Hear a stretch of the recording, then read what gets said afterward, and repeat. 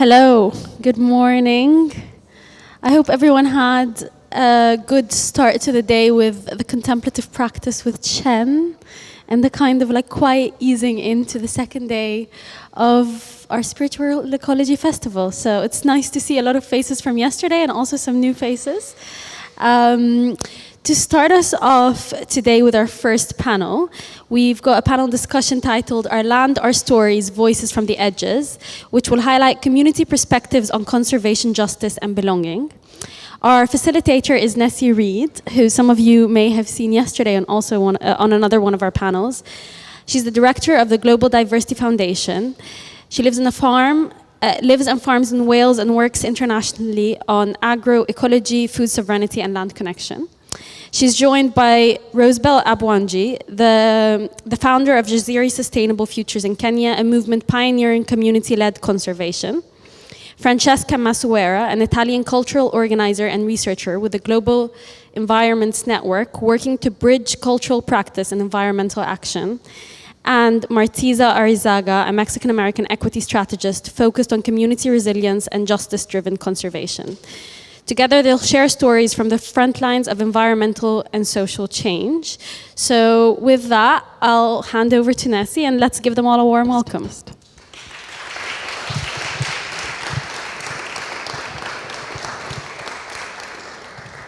Thank you for that. Can everyone hear me at the back? Great. Well, that just made my job easier. I now don't have to introduce you all. Good morning, everyone. How is everybody? How is everybody? Great, great. Well done to all of us for dragging ourselves out of bed on a Sunday morning. But what a wonderful place to be. What an incredible place, St. Ethelburga's.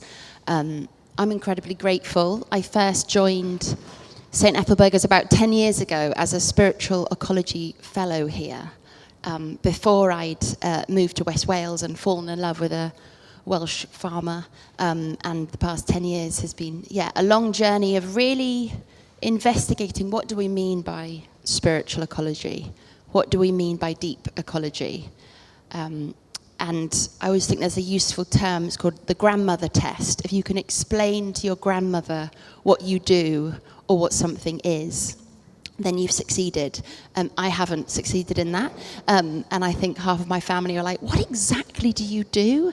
But that's okay. And I think sometimes things are explainable and sometimes they're not. But in light of that, I think if we're going to be talking about spiritual ecology, we also need to be talking about conservation. And in that, who is allowed to be conservationists and who is not? Who is allowed to have a seat at the table in what is often a very beautiful, virtuous, and also problematic space when we talk about conservation. I'm talking specifically about wildlife and biodiversity conservation. And so today our session is called Our Land, Our Stories, Decolonizing Conservation. And we've debated that term a lot now between us over the past few months, and do we want to use that term? Do we not? What does it mean? Is it probably, there's so many layers just in that word. And in it can be a word in this theme where we bristle, we hear something and there can be, well, I'm not part of that. And so as we unpick and explore and examine and dissect it together, I guess I'd invite all of us, to be in that space of open inquiry and, very much how do we critique the idea and not the person. So I just want to kind of set that tone. Now, we've got about 50 minutes, which is just the tip of the iceberg, but hopefully today we're going to be seeding some ideas, some inquiries that Fran and myself and Simran, my colleague at the back, we're from Global Diversity Foundation. So we are an organisation that's about 25 years old, and we specifically support change makers all around the world working on issues around social justice, environmental justice. We work in spiritual ecology, so the intersection of agroecology, spirituality, but also very practically activism. So a lot of our work is in how do we support and resource activists and change makers all around the world. So if you'd like to find out more, please come and talk to us at some point. And then I'm really blessed that we have dear friends Rosebell and Maritza joining us today. And I mean, Rosebell and I met back in Morocco last year in May, because Rosebell is a fellow, is now a Global Diversity Foundation trustee, we're very lucky, and also a Conservation and Communities Fellow. So Rosebell is one of 30 people, leaders working in the conservation and biodiversity field. And I was lucky enough to go to Cambridge in November because Rosebell is a master's student on the Conservation Leadership Masters, where I also met Maritza. And yeah, it's just been a joy to meet you as well, Maritza, and hear about your work around belonging and conservation and that kind of messy area between the two, and your work spanning Colorado, Mexico, and so much more. So, when I say the word, so today, really one of the questions we're going to be looking at is the fundamental premise of conservation, despite good intentions. I suppose our leading question is, has conservation inadvertently created a gap between humans and nature? If some of you may be familiar with the work of E.O. Wilson, so the half-Earth debate, also known as the pristine nature or fortress conservation, in essence, a beautiful idea. You know, we love orangutans, we love rhinos. You know, if you don't like great chimps, then frankly, I don't want anything to do with you. You know, who doesn't like a chimp? I mean, we all do, right? No one wants to see, unless you're a psychopath, no one wants to see a rhino dehorned. But actually, the problematic nature of when we have conservation, when we have people taken out of natural environments, what then happens, the repercussions, is tenfold, is 1,000-fold. For example, in areas where local communities, indigenous communities have been pushed out of their ancestral lands, the level of poaching in that area increases. Why?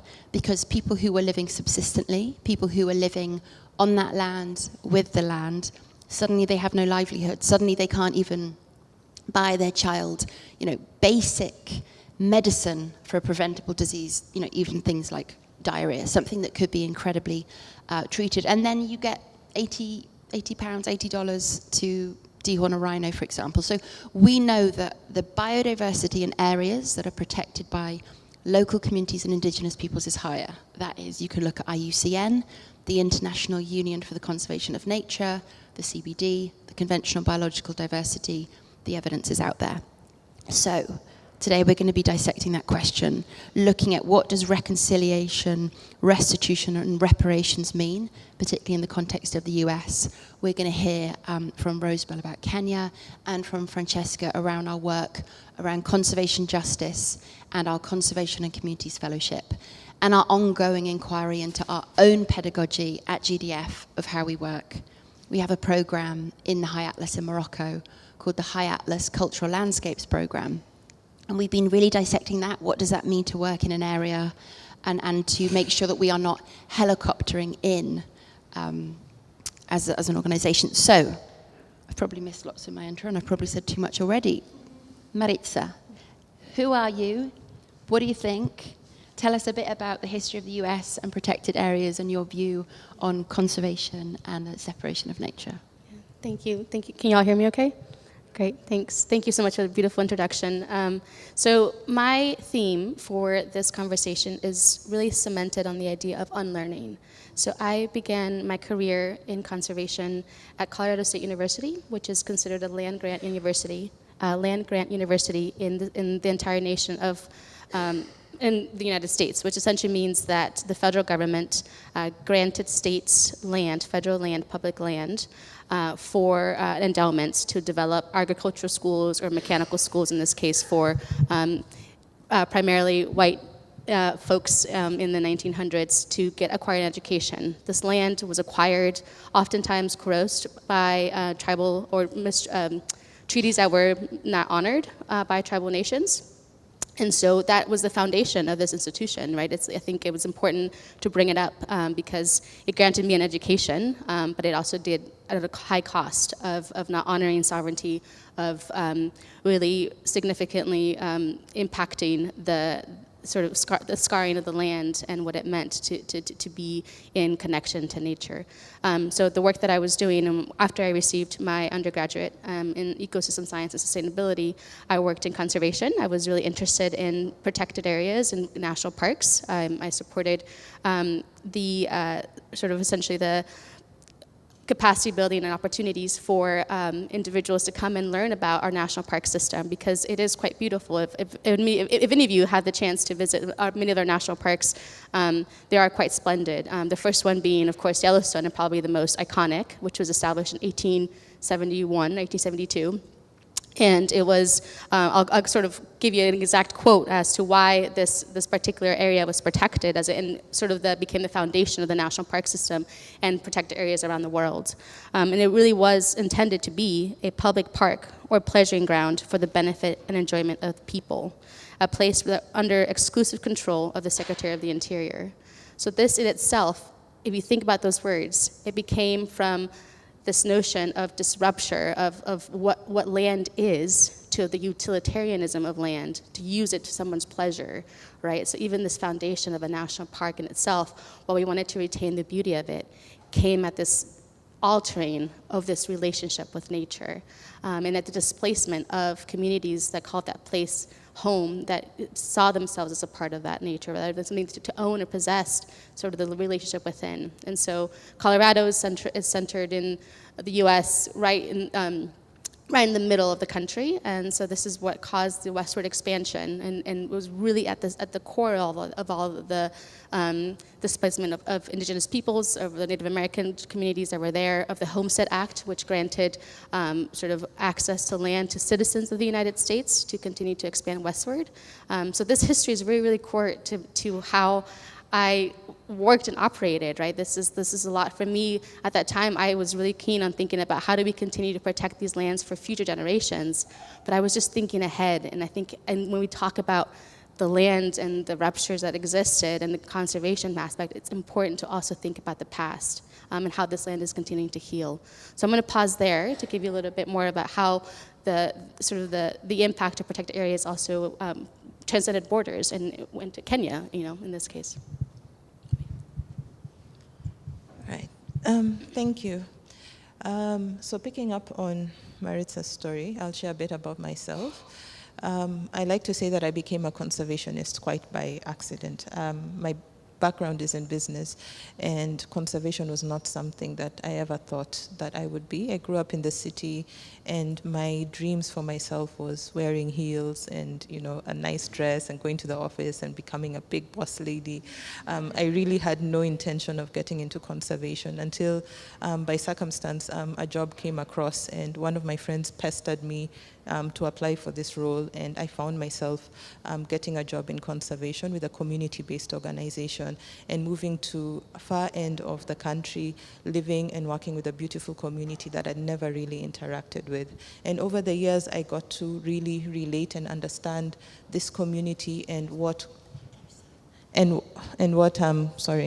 conservation really meant for them and what nature and environment meant for them.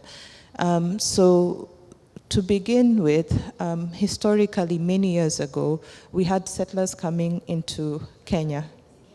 Yes, it's Kenya. So we had settlers coming into Kenya, and the community, it's the Maasai community that I was working with, and the Maasai community traditionally are pastoralists, so they move around a lot, and their relationship with the environment at that time was one of an extension of self, right? They looked at land as something that gave them water, that gave them grass, that gave them food and nutrition to be able to sustain themselves, to be able to sustain their livestock. So they would move from place to place. Once they were done feeding their livestock the grassland, they'd be able to move to another place to give that space of land time to rest and heal, and then they would come back to it in another season.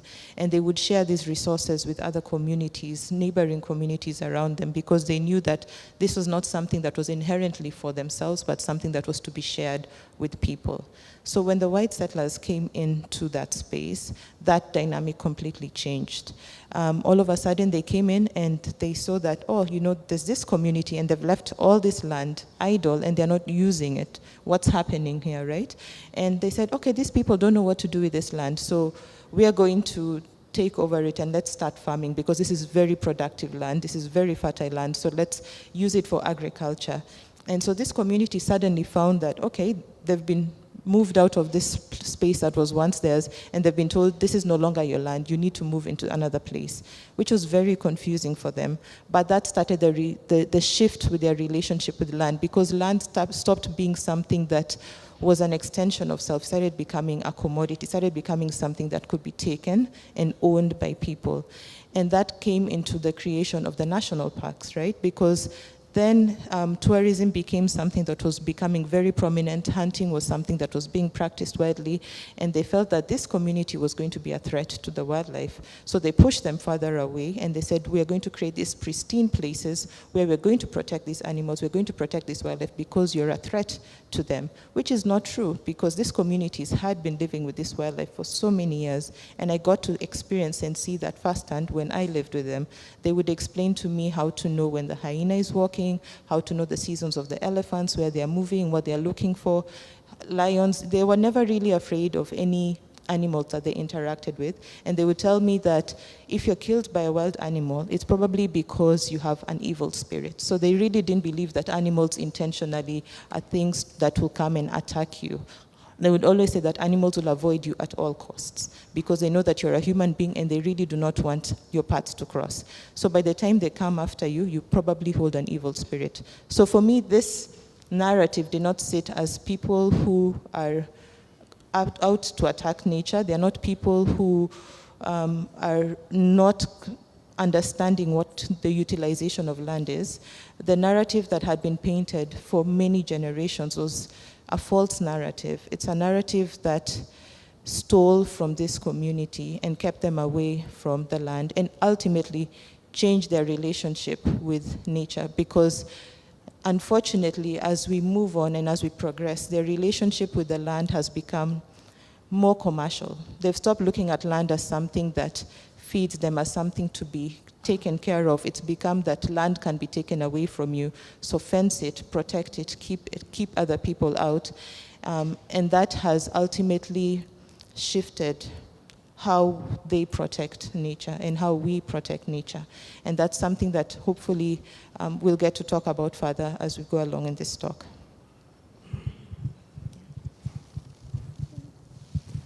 Thank you. Can you hear me fine? Great. So yeah, to introduce a little bit myself, well, I come here with a hat of a colleague of Nessie and Simran at Global Diversity Foundation, but maybe I'll just open a brief parenthesis to say and also honor the learning and unlearning journey that I've been going through, especially in the last 10 years, because I've been working also as a curator and community organizer in Morocco, especially Marrakesh, close to where GDF works for the, as I said, for the past 10 years. So building a connection between artistic practices and especially community-based and socially engaged art practices with questions of especially belonging.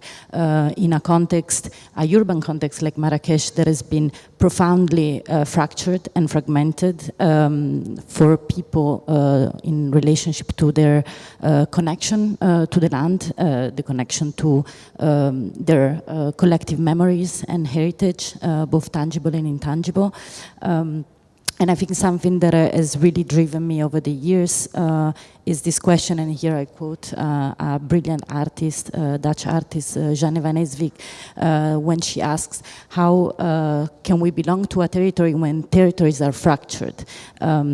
And how can we build a collective understanding of a territory when you don't see even a collective yet?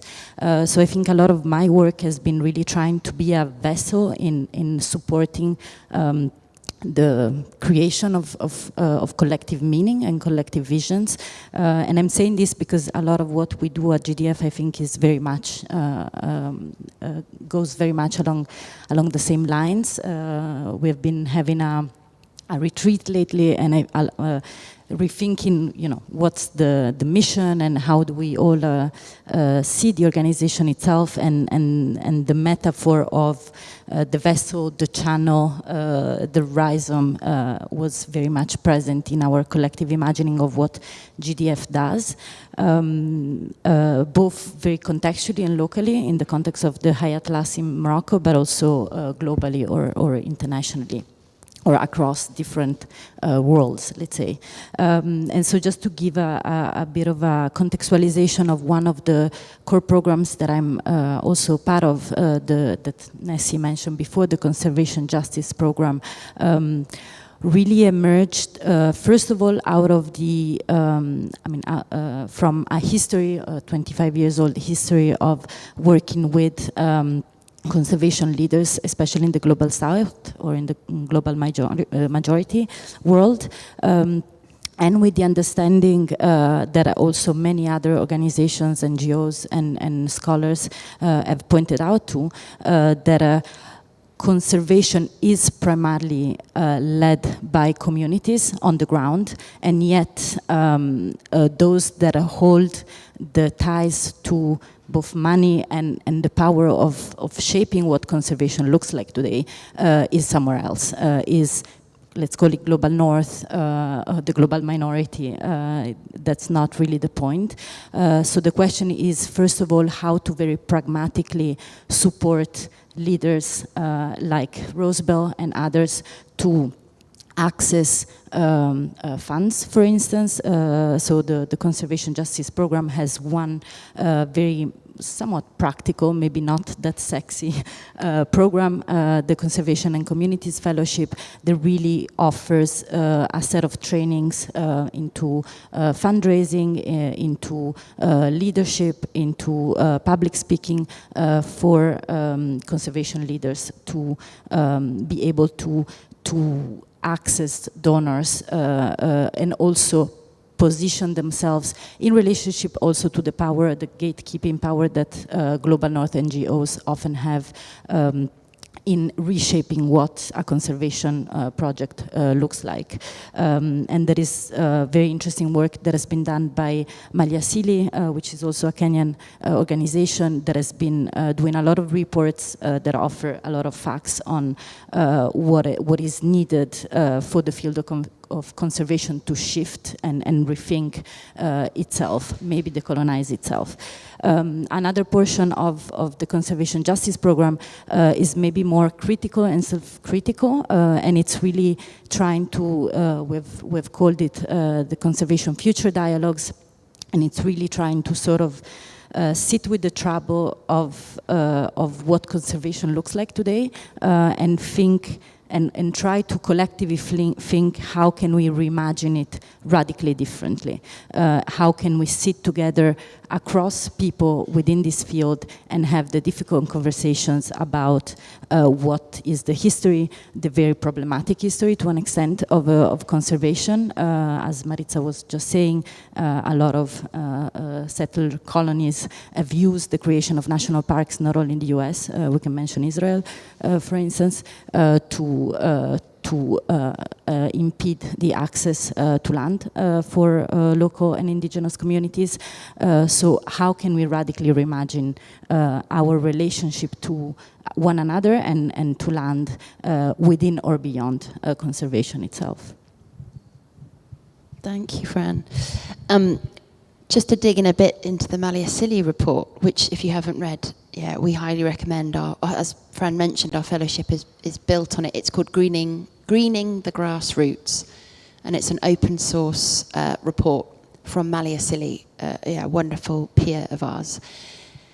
And in it, they have concluded, so they interviewed 50 organizations across Africa, 50 community-based organizations, and only 5% of global philanthropic money, 5% that is destined for Africa, goes to African-led NGOs. So the other 95%, which is for the continent of Africa, goes through what we call bingos, the big NGOs.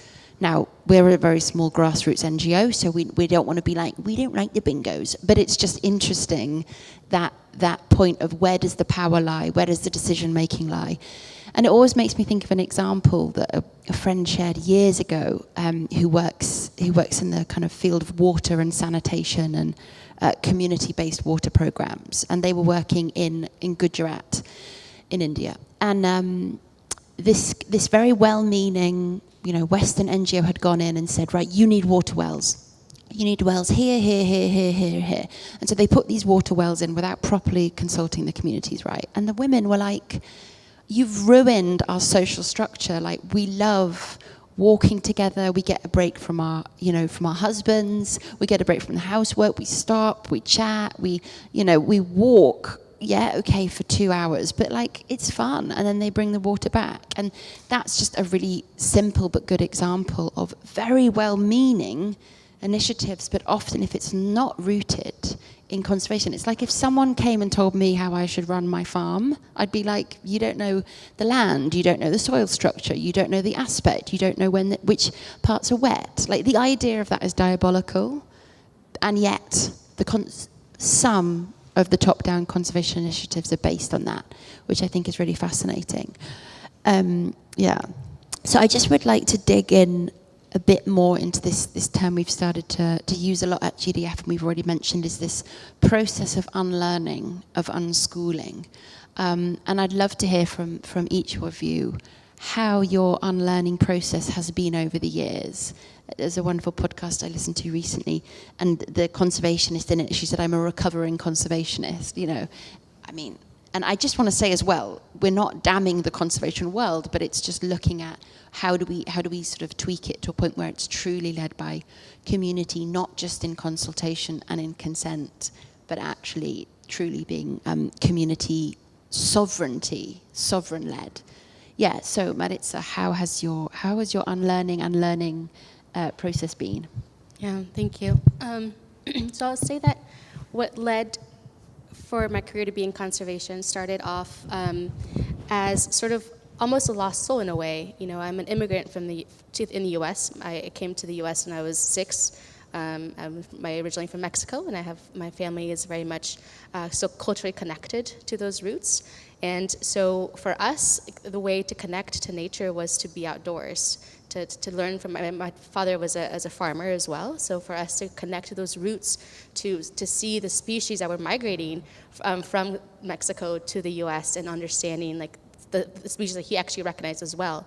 So there was so much of that being grounded in place that inspired me to even think about a career in conservation, right? And so when for me, I was an immigrant child, so it was either lawyer, doctor, or engineer. Those are the options, right? And so obviously there's a lot of struggle there and limitations on what you can and cannot do in education. And so I couldn't pursue a doctor career, and so I switched majors halfway, sort of bold. To your point, Nessie, my parents still don't really know what I do. They're just like something with the environment, maybe. And so that is, I think, was sort of the inspiration of that transition for me, and then really falling in love with what conservation was, right, without knowing the history of the land where I was in. And then, I started working in conservation organizations, and I had the privilege of going to the Pacific Northwest and doing conservation work with communities there. And they were doing a social innovation lab, which essentially is a jargony word to say bringing communities together to decide how to better connect and create transboundary opportunities for conservation, for sustainable livelihoods, for indigenous leadership, and really creating connectivity and a network between the, Washington, British Columbia, and Southeast Alaska. And in these conversations, I was so honored to be invited and to sometimes be in ceremony with partners and people and elders that wanted to welcome me.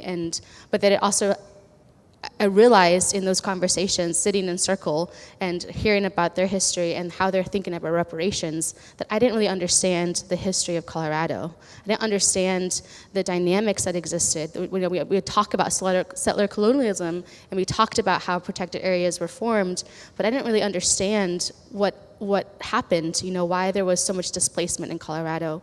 And so that was, to me, what rooted me to go back to do local work, to work with community, to learn about the Cheyenne, the Arapaho, the Southern Ute that call that land home, and some of them don't have ancestral ties, but don't have treaties that are recognized, right? So think about the co-management and the stewardship and the legal sovereignties and the treaties that were violated, and so that to me was what I wanted to unlearn and relearn, really, is understand that history. And through that, it was, it was also could have been really easy for me to lean on my Indigenous peers and be like, tell me, teach me, right? But what kind of burden would I do, to have them relive that trauma, to leave the stories of boarding schools, right? That sometimes we as conservationists or just practitioners in general want that easy solution. We want to have that answer, like, well, tell me what happened, but I think that is also limiting, and in a certain way, it puts the burden and the hard work on someone else that has already done and has gone through so much trauma.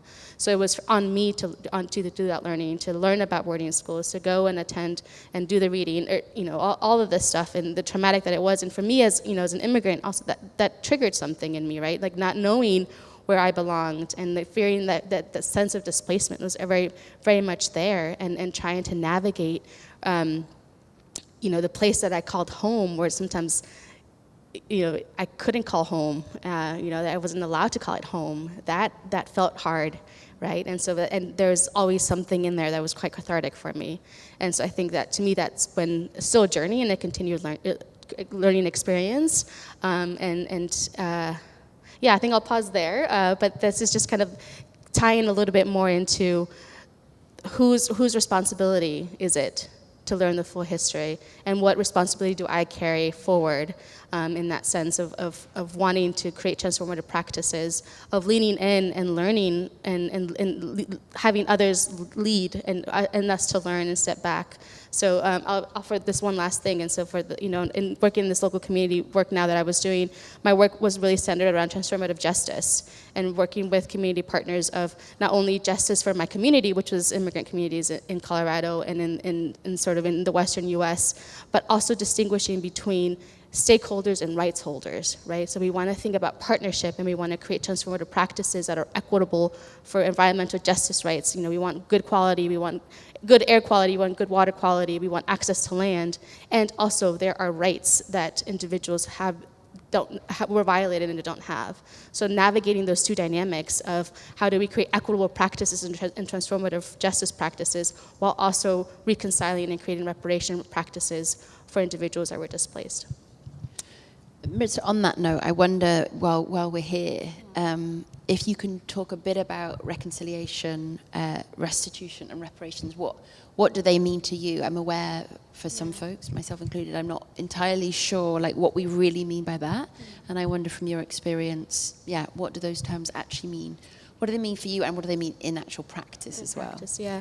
So one example that has happened in the last few years is there was a coalition of Arapaho and Cheyenne colleagues and indigenous leaders that got together in Colorado and were trying to do something quite simple, but it felt momentous and huge, right? They were trying to rename a mountain. So Mount Evans is a mountain in Colorado, and Evans was he was essentially a leader in creating a devastating massacre in Colorado. And so it was something that was just so traumatic, and you could always hear it, Mount Evans, the communities that live there, that don't live there, but have ancestral ties, were always constantly reminded of this just travesty. And so the coalition got together and wanted to rename it Mount Blue Sky. And so everyone got together. There's a lot of advocacy campaigns that were done and coalition campaigns, and they were successfully able to rename it Mount Blue Sky. I think it was last year or the year before, maybe 2 years ago. So now it's honoring the people that call themselves the Blue Sky people, which is the Arapaho and the Cheyenne, and they're able to, even in small ways, create that reparation and path towards reconciliation. In my own practice, I'm still trying to navigate what it means to rematriate, right? Like land back. We hear this is a big topic that happens in the U.S. is land back. What does land back mean?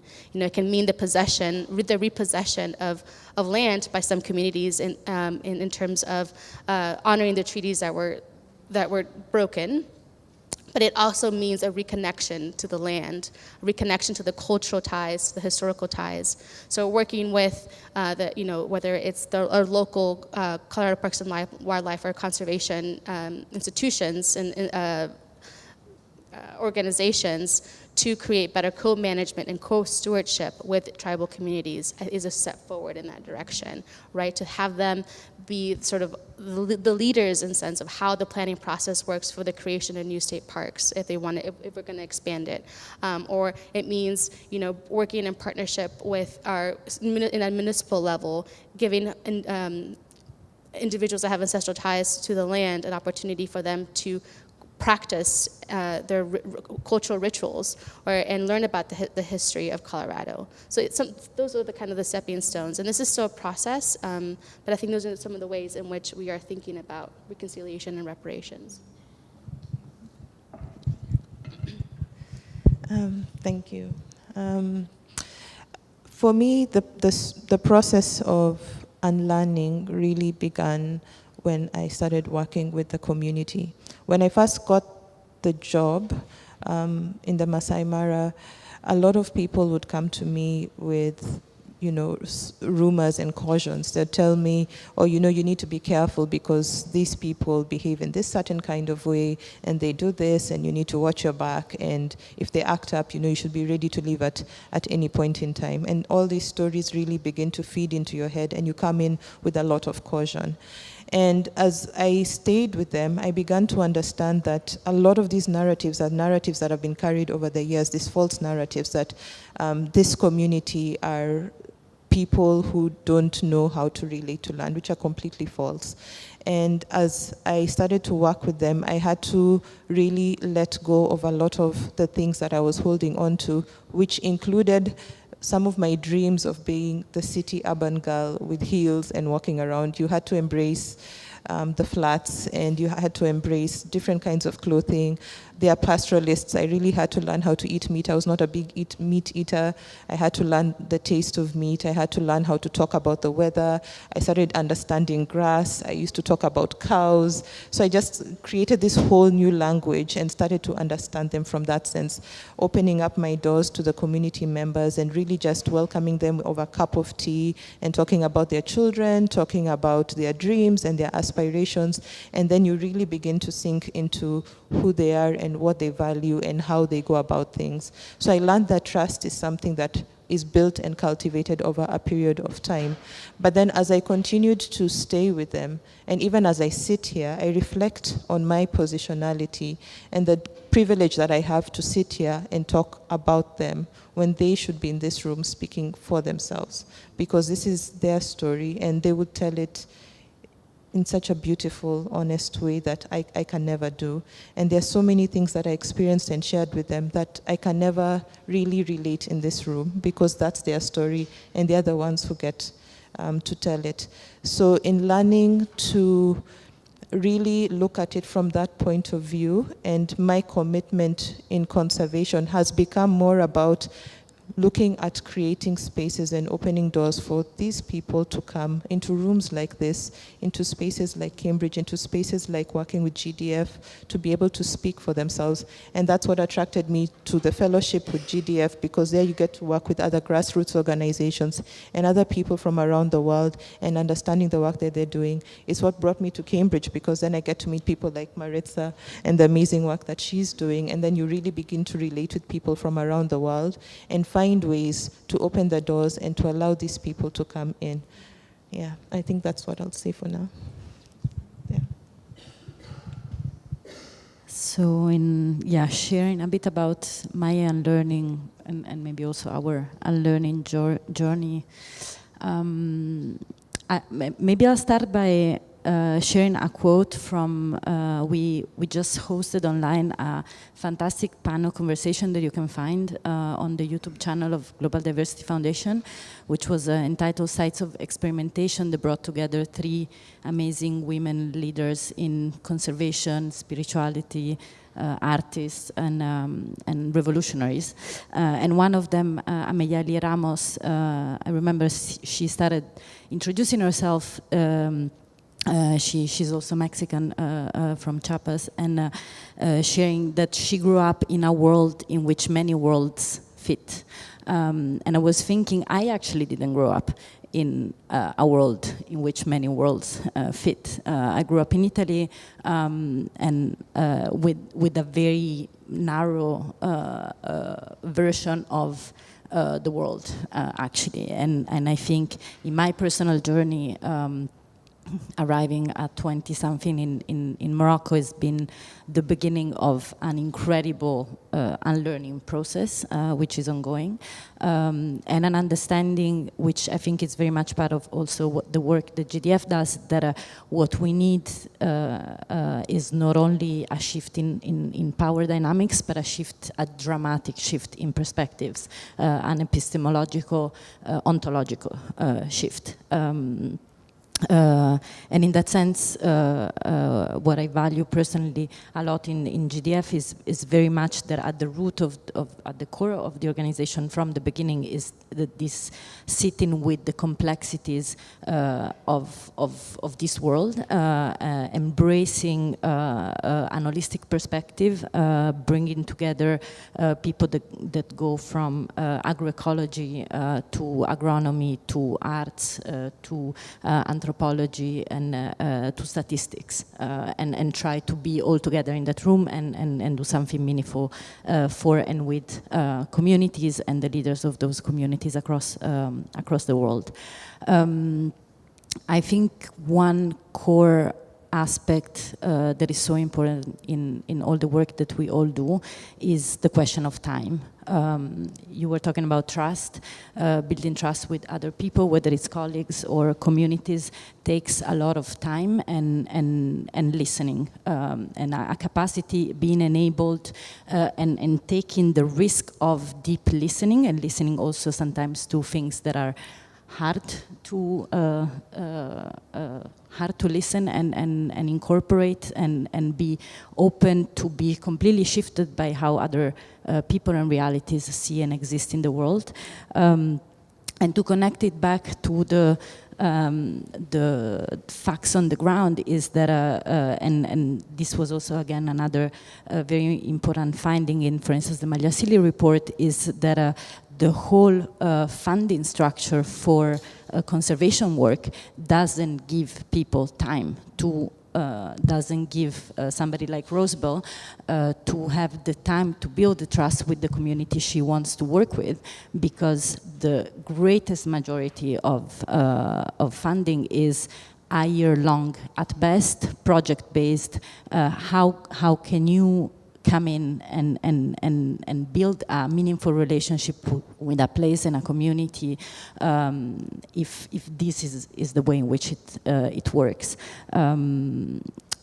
So I think what we are trying to do with GDF is, I mean, among other things, also starting to become ourselves small funders with small seed grants, and trying to really shift and rethink, on the one hand, how to influence from a position of power compared to others, you know, still, even though, you know, very small scale, but still global north NGO, how to influence to an extent a shifting in perspective into donors, and also in relationship to the program in Morocco, how to keep questioning and re-questioning what we're doing and how we're doing it, and being in conversation with the communities we're supporting.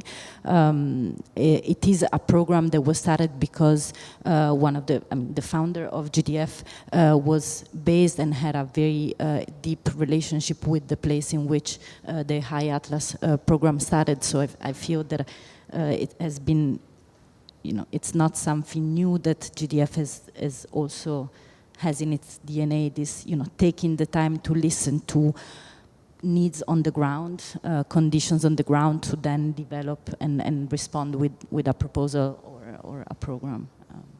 But maybe some... Yeah, just going to for a moment not be the interviewer and just share, because I'm so glad you said that, Fran, about time. It's like time and trust, and I'd love to hear your thoughts on this as well. And, you know, as you mentioned, most funders want to give 2-year grants, and most funders want to grant projects. So you're stuck in this poverty trap.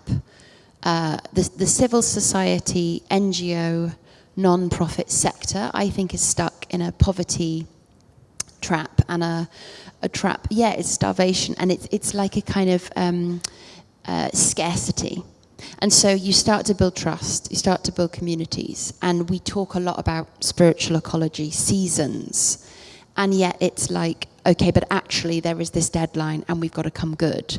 And I think there is a shift, which I think is brilliant. I don't think the shift is fast enough, because there's this, we might give you a 2-year grant, 3 years if you're lucky, to build a relationship.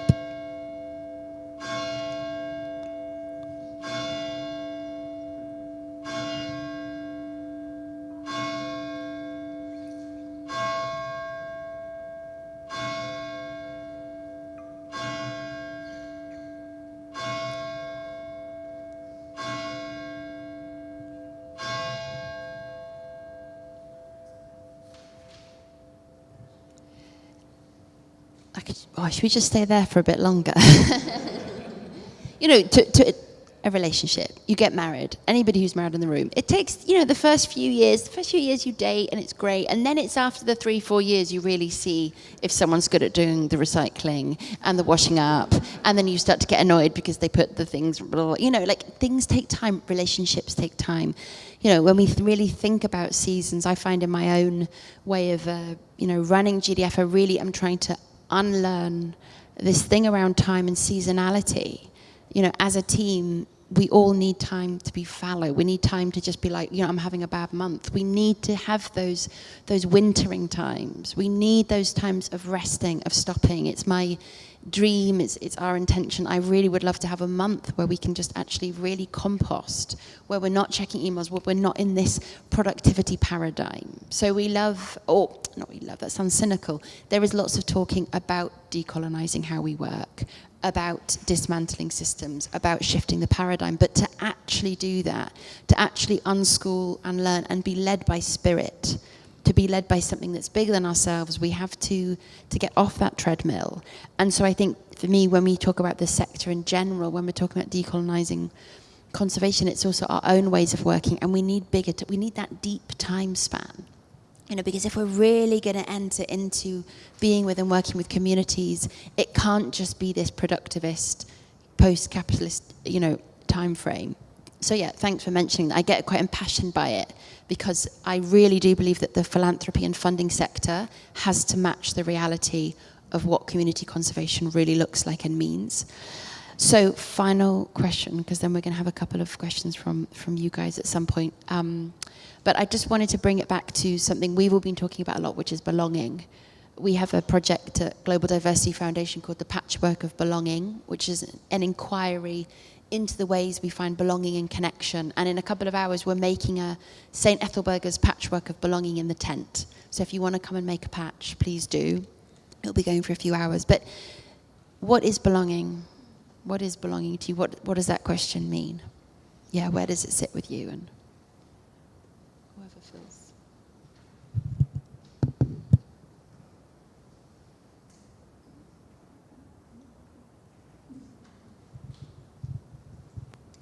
It's also a good audience question to ponder on it as I talk. So to me, belonging it's interesting. So how I feel it and how it was cultivated, and bringing it to trust here, it's in the moments where you are in relationship or in community with somebody, or you're just, you know, attending. It was one of the moments where I wasn't trying to drive a deliverable or create an outcome. It was when we were just kind of hanging out, you know. It was when we were we cultivated an opportunity to learn about each other, to learn about this tradition, or an opportunity to just visit and be in place and be welcomed, and not having to have a sort of identity, you know. I think that's a hard thing to navigate as a conservationist, or even I worked in municipal government, right, where there were times where, even though I didn't have a badge, but I worked for the city, that created this barrier, right, of connecting, because all of a sudden I was seen as someone that worked for the institution and not as myself. And so really showing up with so much intentionality of just showing up when, you know, when you're invited and when you're feeling welcomed, I think is important. And recognizing, owning your positionality, but also being authentic, like being yourself and all the complexities and identities that you are. Sometimes we're so fixated on compartmentalizing our lives, you know, like I'm gonna put this hat on, I'm gonna put this other hat. But I have felt this belonging when I was able to own all of it. When I was able to own my identity as a woman, when I was able to own my identity as an immigrant, as my identity as a conservationist, as all of these different things all in one. And I think that idea of like things coexisting at the same time fosters such an authenticity that I think cultivates belonging, but also it expresses it and it spreads it to others, you know? And so connecting it to the land, like recognizing who the land is, the place where we are, and the complexities and the different dimensions that it carries, I think that is what helps me at least foster belonging, and being a little unapologetic, right? Because I'm still unlearning, I'm still gonna learn more, but if I don't show my full self, then only parts of me will learn, and I think it's all of a collective. How is my full self learning? I think that's how I am practicing that now.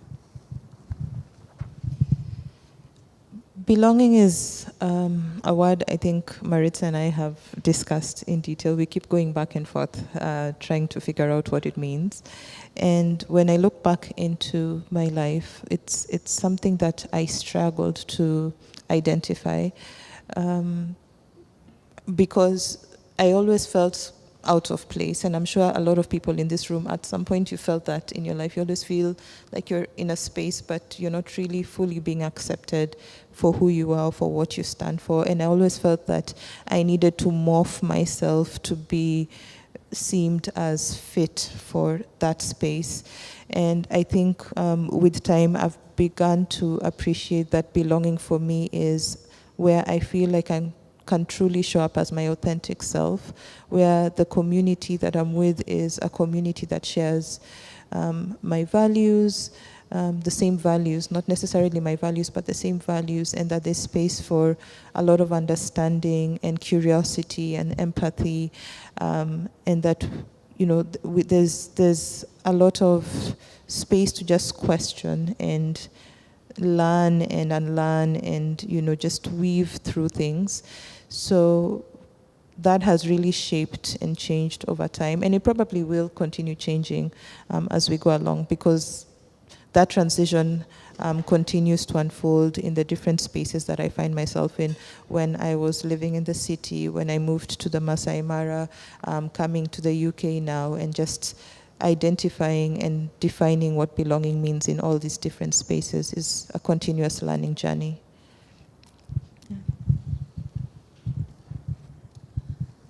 I guess for me, yeah, as I mentioned at the very beginning, it is actually also a term that has been extremely important in the way in which I've been thinking about how I exist in the world, and how I critically think about my own positionality also as a white person in Morocco, for instance. How do I show up? How I'm there present, but also how can I be in community and in deep relationship with a place, no matter which place it is. And I think what is also interesting in thinking with the term is that it's something that encapsulates both past, present, and future. There is a question of longing, which is somewhat linked to thinking with the past, honoring collective memory, holding to it, reenacting it, reactivating it. But it also is a precondition for thinking what can this place look like for us as a collective in becoming. How can we imagine it together? How can we be together otherwise? So yeah, I guess. I just had one thing to add that both of you kind of sparked a reminder in my mind, and there's a saying in Mexico which says "ni de aquí ni de allá." So as an immigrant of the U.S., I wasn't American enough, but I also wasn't Mexican. I wasn't American enough to be American, whatever. And I wasn't Mexican enough, right? There's like, it's either or. And that always, like, since a kid, was just like, what is it? But then something quite instrumental happened, and it was a pivot, and it was grounding on a monarch butterfly. So monarch butterflies are these beautiful migratory species, butterflies that migrate from the north to the south. And they're both super fragile because they're endangered, and they're also really resilient. So they're coexisting, and they're doing both of those things at once. And to me, that was a lesson of being like, I can be both. I'm both. It's not either or. I am enough, and I am enough in both sides. And what a beauty to blend both of those things, you know, to be strong in that sense. And so I think just that shift in perspective is really important. And so now, when I think about belonging in this sense, and how I do my practice in conservation work, whatever, I don't consider myself a conservationist. A lot of my peers will, like, I kind of maybe agree to this, but I'm more of a facilitator because I like to cultivate those kinds of opportunities and support systems, right? Like, how can you be both? How can two things coexist at the same time? And I think is what maybe hopefully drives us more to finding our own sense of belonging. Thank you so much, Maritza. That was beautiful, and I think it speaks to the complexity and nuance that's needed. It doesn't have to be one or the other. Okay, folks, we've only got a couple of minutes. So is there a burning question that needs to be spoken? We've got one there. And just to say that I think we're all going to be here for the rest of the day, so if you don't get a chance to ask a question now, come and talk to us at some point throughout the day. Do you want to just shout it out? Oh. Hello. Okay. It's not a question, really, and I speak out of total ignorance, but just this last week, Marrakesh is in Morocco, right?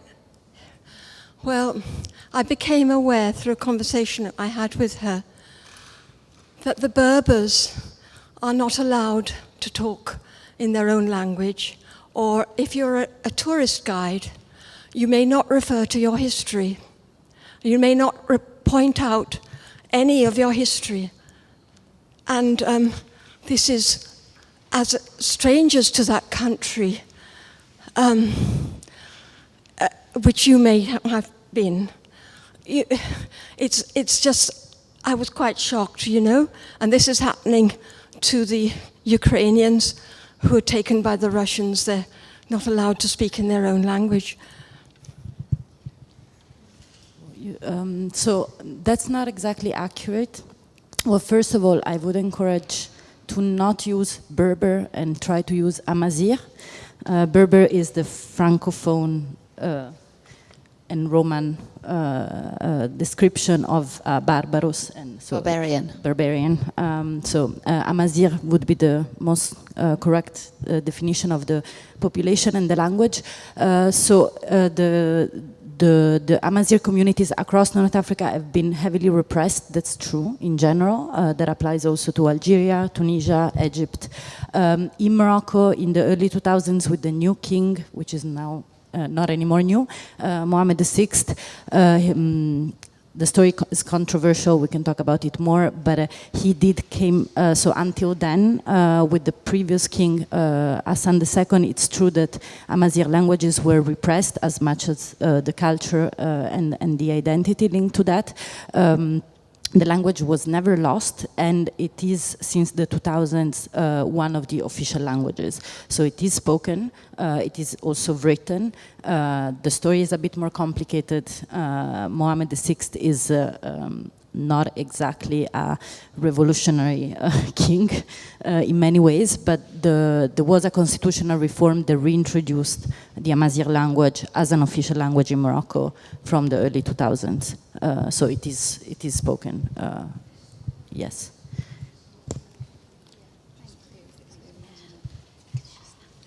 Thanks.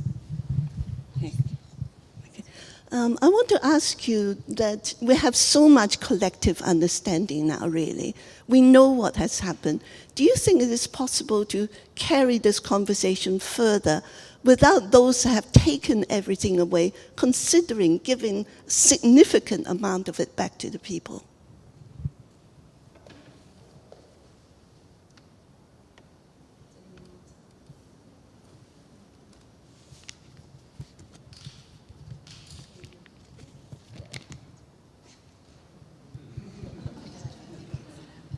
Yeah, I don't know if I have a.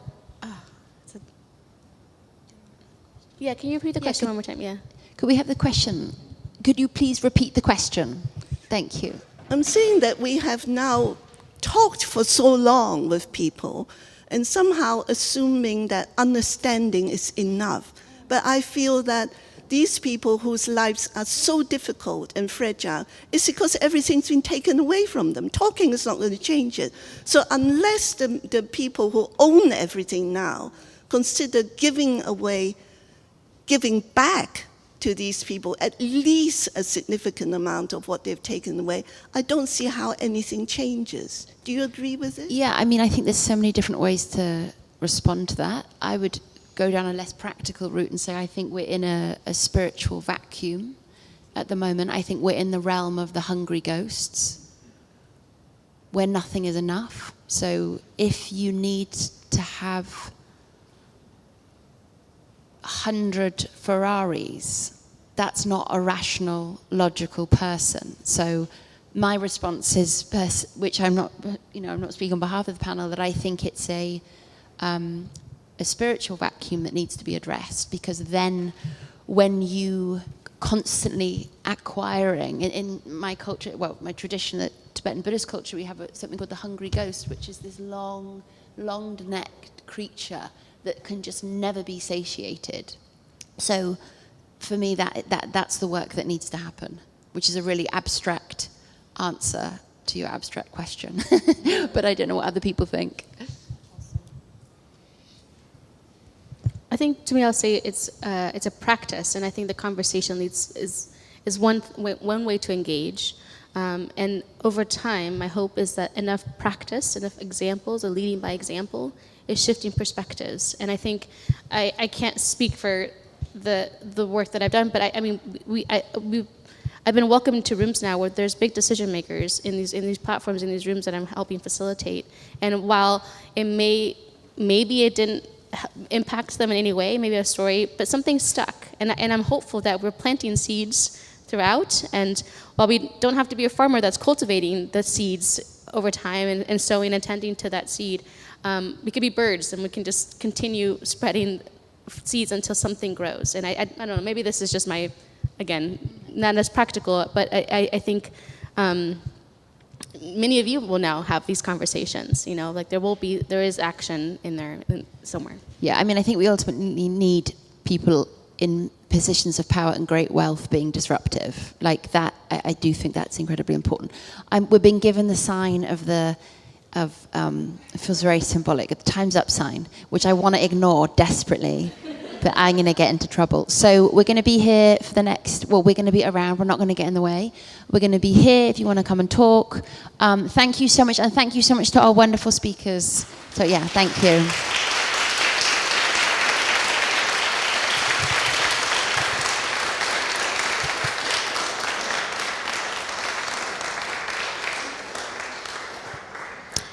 Thank you so much, Fran, Nessie, Maritza, Rosebell. Thank you. Such an insightful conversation.